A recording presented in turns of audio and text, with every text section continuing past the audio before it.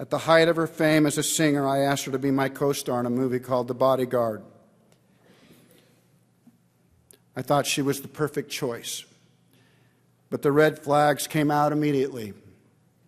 Maybe I should think this over a bit. I was reminded that this would be her first acting role. We could also think about another singer, was a suggestion. Maybe somebody white. I told everyone that I had taken notice Whitney was black.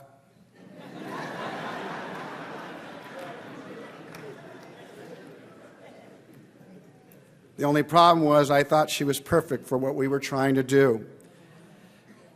There was a bit of a relief in the room when we found out that Whitney was going to be on tour and she wouldn't be available for our movie. The anxiety came right back when I said we should postpone and wait a year.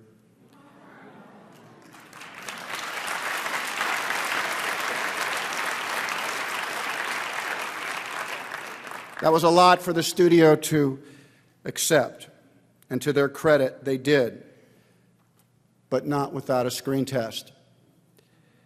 I wanted to tell her that the game was rigged, that I didn't care how the test went, that she could fall down and start speaking in tongues.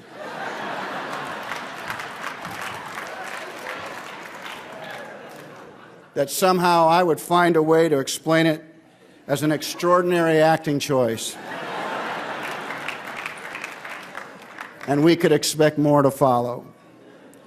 And gee, weren't we lucky to have her. But we hadn't said 4 lines when we had to stop. The lights were turned off, and I walked Whitney off the set and back to her room. She wanted to know what was wrong.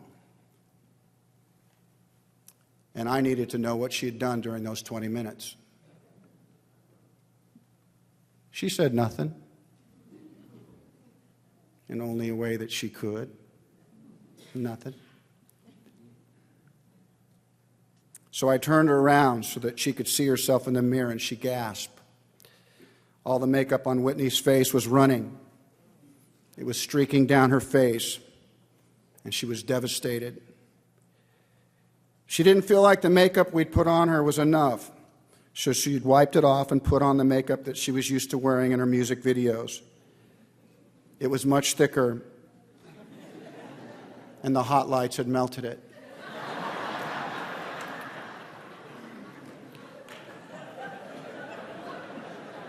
She asked if anyone had saw.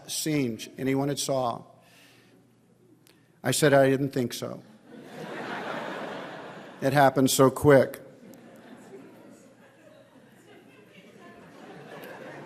She seemed so small and sad at that moment, and I asked her why she did it. She said, I just wanted to look my best. A half hour later, she went back in to do her screen test, and the studio fell in love with her. The Whitney I knew, despite her success and worldwide fame, still wondered, am I good enough? Am I pretty enough? Will they like me?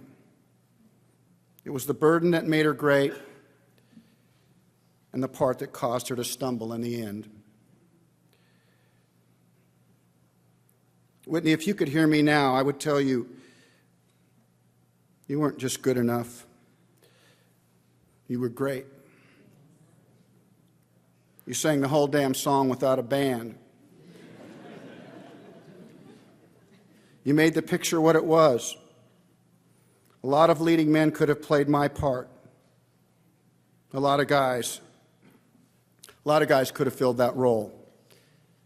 But you, Whitney, I truly believe that you were the only one that could have played Rachel Marin at that time.